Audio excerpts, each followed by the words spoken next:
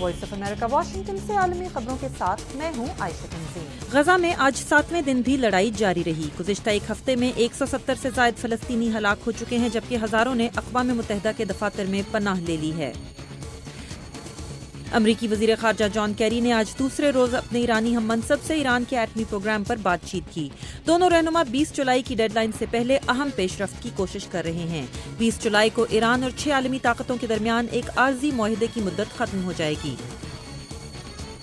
Italy کے ساحل کے قریب 2.5 سال قبل غرقاب ہونے والے بحری جہاز کوسٹا کنکارڈیا کے ڈھانچے کو باہر نکال لیا گیا ہے۔ یہ سمندر سے کسی جہاز کو نکالنے کا تاریخ کا سب سے بڑا آپریشن ہے۔